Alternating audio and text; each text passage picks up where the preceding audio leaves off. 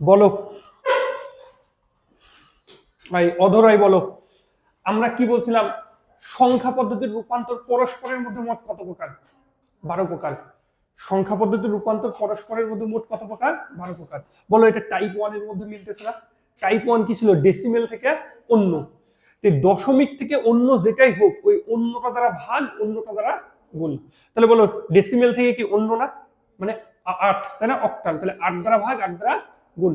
তাহলে বলো পূর্ণ সংখ্যার ক্ষেত্রে, পূর্ণ সংখ্যার ক্ষেত্রে বলো, পূর্ণ সংখ্যার ক্ষেত্রে কি করবা? 257 কে কত দ্বারা ভাগ করবা? 8 দ্বারা। তাহলে অধরাই ভাগ করো ক্যালকুলেটরে, বলো 257কে 8 দ্বারা ভাগ করো। এই এদিকে দেখো, এটা তাকাও, নাহিলা সামনে দেখো, তোমার দুইজন একটু বলো 257কে 8 দ্বারা ভাগ করো। হ্যাঁ 32 পয়েন্ট কত? 32.125। ঠিক আছে, এখন দেখো এই 32 হবে কি? ভাগফল। ক্লিয়ার? 32 কি হবে? ভাগফল।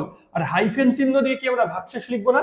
এখন এই 0.125 কে 8 দ্বারা গুণ করো, তাহলে তুমি ভাগশেষ পাবা। ক্লিয়ার? এই যে 257কে 8 দ্বারা ভাগ করলে এটা পাইলা না? তাহলে 32 কি? ভাগফল। আর 0.125 কে 8 দ্বারা গুণ করো, তাহলে ভাগশেষ পাবা। কত পাবা তাহলে? 1। তাহলে 1 কি বলো?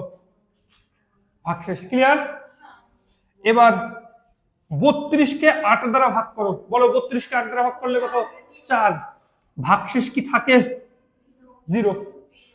এবার আসো 4কে কত দ্বারা ভাগ করবা? 8। বলো এই যে 4কে কি 8 দ্বারা ভাগ করা যায়? না, তখন কি ভাগফল 0। 8 0 0 4। তাহলে ভাগফল 0 আর ভাগশেষ কত? 4। মানটাকে আমরা নিচ থেকে কি করি? তাহলে এমএস ডি, আর একটা হচ্ছে এলএসডি। বাইনারির ক্ষেত্রে বিট, বাকি যা আছে সব ডিজিট। ঠিক আছে, নাও তাহলে পূর্ণ সংখ্যার ক্ষেত্রে গেল, তাই না? এবার কি করবা বলো তো? ভগ্নাংশের ক্ষেত্রে না, পারবা, এগুলা সহজ জিনিস, বুঝছো? আর তোমাদের ব্যাচটাকে আমি ওইভাবেই রাখার চেষ্টা করব, যে সেম কোয়ালিটির স্টুডেন্ট। হ্যাঁ, নাও সংখ্যা, কারণ একটা ব্যাচে এক কোয়ালিটির স্টুডেন্ট হলে ধরো পড়াটা আগানো যায় ভালো। সংখ্যা, পূর্ণাংশ, আর একটা কি বলতো? ভগ্নাংশ। হ্যাঁ, বলো সংখ্যাটা কি বলো? 0.45। বলো একজন আমাকে বলো 0.45 কে 8 দ্বারা গুণ করলে কত? বলো, করো, নৌশন করো, ক্যালকুলেটর নিয়ে শোনায়। হ্যাঁ 3.6। তাহলে 3 পূর্ণ সংখ্যা, পূর্ণ সংখ্যার করে 3 লিখছো। হ্যাঁ, 0.6 কে 8 দ্বারা গুণ করো, তাহলে কত? 4.8। 0.8 কে 8 দ্বারা গুণ করলে 6.4, তাই না? 6.4। 0.4 কে 8 দ্বারা গুণ করলে 3.2। ক্লিয়ার? তাহলে এই মানটাকে এবার কি করবা বলো?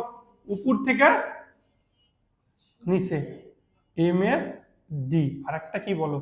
LS D. ঠিক আছে, তাহলে এবার একসাথেই লিখো 257.45। দশমিক থেকে হচ্ছে কি বলো? অক্টাল, তাই না? তাহলে 401.3463 দিয়ে কি দিতে হবে? এটা অ্যান্সার। হ্যাঁ, বেস দিবা, বেস না দিলে কিন্তু অঙ্ক ভুল। হ্যাঁ,